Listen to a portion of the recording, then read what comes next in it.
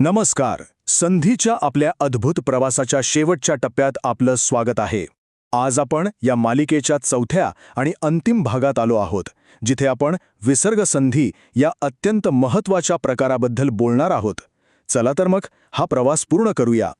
मागच्या भागांमध्ये आपण काय पाहिलं आठवतंय? आपण स्वरसंधी म्हणजेच अच संधी आणि व्यंजन संधी म्हणजेच हल संधी हे सगळं विस्तारानं पाहिलं. स्वरांचं आणि व्यंजनांचं एकमेकात मिसळणं आपण समजून घेतलं. आणि आता आपण त्या चित्राचा शेवटचा तुकडा जोडणार आहोत, तो म्हणजे विसर्ग. जेव्हा शब्दांमध्ये विसर्ग येतो तेव्हा काय काय बदल होतात हेच आज आपण पाहणार आहोत. याने संधीची आपली समज अगदी पक्की होईल. हे बघा, संधीचे नियम म्हणजे काहीतरी खूप अवघड गोष्ट नाहीये.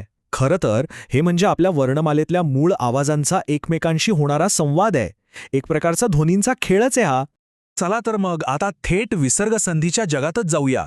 जेव्हा एखाद्या शब्दाच्या शेवटी विसर्ग येतो आणि त्याच्यापुढे स्वर किंवा व्यंजन येतं, तेव्हा ना खूप इंटरेस्टिंग बदल होतात. आणि हेच बदल म्हणजे विसर्ग संधी. सोप्या भाषेत सांगायचं तर विसर्गामुळे होणारे ध्वनी बदल. पण हे बदल कसे होतात यासाठी काही उपप्रकार आहेत. चला एक एक करून सगळे प्रकार पाहूया भरपूर उदाहरणांसोबत, म्हणजे सगळं अगदी सोपं होऊन जाईल. सगळ्यात पहिला उपप्रकार आहे सत्वसंधी.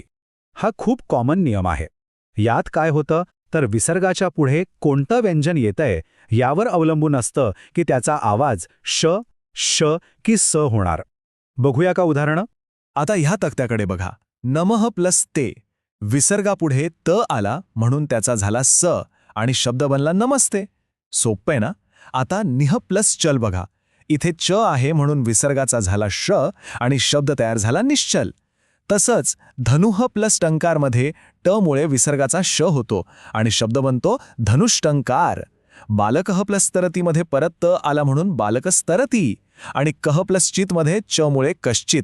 एक पॅटर्न लक्षात येतोय का? पुढचा प्रकार आहे उत्वसंधी. हा तर खूपच इंटरेस्टिंग आहे. याची एकच मुख्य अट आहे, ती म्हणजे विसर्गाच्या आधी अ हा स्वर हवा. जर असं असेल तर विसर्गाचा सरळ ओ होतो. मनहामध्ये न मध्ये अ आहे ना, आणि त्याच्यापुढे विसर्ग म्हणून त्याचा झाला ओ आणि शब्द तयार झाला मनोरथ. तसंच तपहा प्लस वन बनतं तपोवन. पण सगळ्यात भारी उदाहरण आहे शिवहा प्लस अहम. इथे विसर्गाचा ओ झाला पण पुढचा जो अ आहे ना तो गायब होतो आणि त्याच्या जागी हे अवग्रह चिन्ह येतं, ज्याला अवग्रह म्हणतात, आणि शब्द बनतो शिवोहम. हे चिन्ह आपल्याला सांगतं की अरे इथे आधी अ होता. आता पुढचा प्रकार ऋत्वसंधी. इथे सगळा खेळ विसर्गाच्या आधी कोणता स्वर आहे यावर आहे. जर विसर्गाच्या आधी अ किंवा आ सोडून दुसरा कुठलाही स्वर असेल तर विसर्गाचा र होतो. जसं की निह प्लस धन. नी मध्ये ई स्वर आहे जो अ किंवा आ नाही, म्हणून विसर्गाचा झाला र आणि शब्द बनला निर्धन. दुह प्लस गतीमध्ये ऊ स्वर आहे म्हणून शब्द झाला दुर्गती. हाच नियम मुनेह प्लस अयमचं मुनिरयम आणि भानुह प्लस उदयतीचं भानुरुदयती होताना पण दिसतोय. आता एक असा प्रकार पाहूया जिथे विसर्ग काहीच करत नाही, तो चक्क गायबच होतो. हो, याला म्हणतात विसर्ग लोप संधी. नावाप्रमाणेच इथे विसर्ग नाहीसा होतो. यामुळे काय होतं तर उच्चार एकदम सोपा आणि स्मूथ होतो. हे बघा, अतः प्लस एव संधी झाल्यावर विसर्ग गेला आणि राहिलं फक्त अतएव. तसंच देवाह प्लस गच्छन्तीमध्ये पण विसर्ग नाहीसा होतो आणि शब्द बनतो देवा गच्छन्ती. एकदम सोपा आहे की नाही? आणि आता शेवटचा उपप्रकार विसर्ग दीर्घ संधी. याला रो री संधी असंही म्हणतात. हां, जरा खास नियम आहे. इथे एकाच वेळी दोन गोष्टी होतात. एक आवाज नाहीसा होतो आणि त्याच्या आधीचा स्वर लांब होतो म्हणजे दीर्घ होतो. चला उदाहरणांवरून समजून घेऊ म्हणजे लगेच कळ. निह प्लस रोग हे उदाहरण बघा. इथे विसर्गाचा खरं तर र व्हायला हवा, पण पुढे रोग मधला र आहे. मग दोन र एकत्र येत नाहीत म्हणून पहिला र गायब होतो आणि नी मधला जो ई आहे तो दीर्घ होऊन ई होतो, म्हणून शब्द निरोग नाही तर निरोग बनतो. तसंच दुह प्लस राजचं दुराज होतं. किती लॉजिकल आहे बघा. मला माहितीये हे सगळे नियम थोडेसे जास्त वाटू शकतात, पण अजिबात काळजी करू नका. हे सगळं लगेच पाठ करायचं नाहीये. उद्देश आहे हळूहळू वाचनातून या नियमांना ओळखायचा आणि त्यासाठी संयम ठेवणं खूप गरजेचं आहे. आणि ही ओळख सोपी करण्यासाठीच आपल्याकडे काही युक्त्या आहेत. बरोबर. म्हणूनच आता आपण हे सगळे नियम बाजूला ठेवू आणि काही एकदम प्रॅक्टिकल शॉर्टकट्स पाहूया.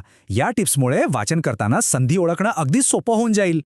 विसर्ग संधीच्या शॉर्टकट आधी जुन्या स्वरसंधीच्या खुणा पटकन आठवून घेऊया. शब्दाच्या मध्ये आ, ई, उ दिसला म्हणजे तो सवर्ण दीर्घ संधी. एक मात्रा म्हणजे ए किंवा ओ दिसला तो गुणसंधी. आणि 2 मात्रा म्हणजे आई किंवा औ मग तो वृद्धी संधी. सोपं आहे. आणखी काही खुणा. य, व, र च्या आधी अर्ध अक्षर दिसलं तर तो असतो यणसंधी. नयन किंवा पावकसारखे अय, आव असे आवाज आले तर तो अयादी संधी. आणि हे अचिन्ह दिसलं की तर डोळे झाकून सांगायचं पूर्वरूप संधी. आणि आता आजच्या आपल्या मेन टॉपिकसाठी म्हणजे विसर्ग संधीसाठी सगळ्यात महत्त्वाचे शॉर्टकट. शब्दाच्या मध्ये नमस्तेमधला स, निश्चलमधला श किंवा मनोरथमधला ओ दिसला ना की समजायचं इथे विसर्ग संधी असण्याची दाट शक्यता आहे. वाचन करताना या खुणा शोधायचा नक्की प्रयत्न करा. खूप फायदा होईल. चला आता आपण या आपल्या विश्लेषणाच्या शेवटाकडे आलो आहोत. संधी शिकताना नियम तर महत्वाचे आहेतच, पण त्यापेक्षाही जास्त महत्वाचा आहे आपला शिकण्याकडे पाहण्याचा दृष्टिकोन. हे नियम सुरुवातीला खूप वाटू शकतात, पण खरं तर हे भाषेमागचं लॉजिक आहे, तिचं गणित आहे. जसजसं वाचन आणि सराव वाढेल ना तसतसं हे नियम लक्षात ठेवायची गरजच पडणार नाही. ते अगदी नैसर्गिकरित्या ओळखता येतील. तर मग हा शेवटचा भाग फक्त एक सारांश नाही तर एक आव्हान समजा. आजपासून जेव्हा संस्कृत वाचाल तेव्हा आपण शिकलेल्या या खुणांपैकी कोणता पॅटर्न सगळ्यात आधी शोधणार आहात. या छोट्याशा खेळामुळे शिकणं अजूनच इंटरेस्टिंग होईल. संधीवरच्या या आपल्या संपूर्ण मालिकेत सोबत राहिल्याबद्दल खूप खूप धन्यवाद. संस्कृत शिकण्याचा हा प्रवास असाच छान आनंददायी राहो हीच इच्छा. लवकरच भेटूया एका नवीन विषयासोबत.